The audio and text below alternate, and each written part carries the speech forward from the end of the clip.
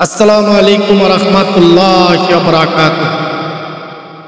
আলহামদুলিল্লাহ, রাসূলে কারীম, আম্মা বাদ। আউযু বিল্লাহি মিনাশ শাইতানির রাজীম।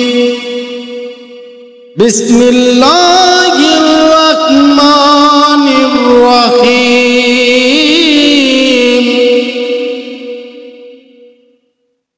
আলহামদুলিল্লাহ, আজকে আমরা অত্যন্ত গুরুত্বপূর্ণ আলোচনা করব। আমরা সকলেই আলোচনাগুলো শুনে যাব ইনশাআল্লাহ। আজকে কথা বলবো আমার পর্দার আড়ালের মা ও বোনেরা। আল্লাহ পাক আপনাদের জন্য পর্দা করা ফরজ করেছে। পর্দা করা আপনাদের জন্য পর্দা করা ফরজ করেছেন আল্লাহ পাক রব্বি কারীম। আপনারা পর্দা করবেন, আল্লাহ পাক যেভাবে নির্দেশ করেছেন পর্দা করবেন, 5 ওয়াক্ত নামাজ পড়বেন। আল্লাহ পাকের আদেশ, আল্লাহ পাকের আদেশ 5 ওয়াক্ত নামাজ পর্দা করা আপনাদের জন্য ফরজ।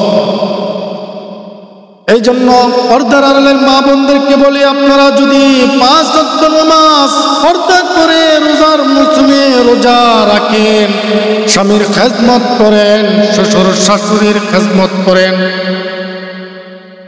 আল্লাহর হাবিব সাল্লাল্লাহু আলাইহি ওয়াসাল্লাম বলেছেন, আপনাদের যদি ঠিক মতে এতটুকু কাজ যদি করতে পারেন, আপনারা জান্নাতি হয়ে যাবে। এই জন্য আপনারা সবচেয়ে গুরুত্বপূর্ণ পর্দা করবেন। বেনালা পুরুষকে আপনার দেহটাকে হেফাজত করবেন। এখন বর্তমান যুগে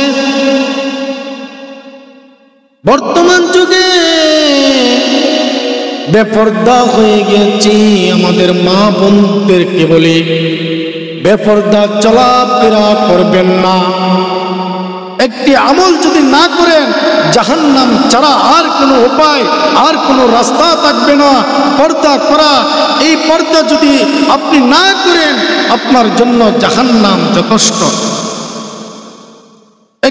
এই আমলটি যদি না করেন, আপনি যত কিছুই করেন আপনার কোনো কিছুই লাভ হবে না।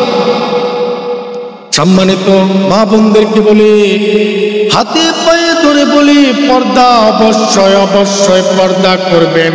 5 ওয়াক্ত নামাজ আল্লাহর গোলামি করবেন।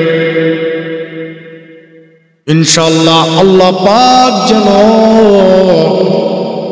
আমার পর্দার আড়ালের মা বোনদেরকে আল্লাহ পাক সেই তৌফিক দান করে।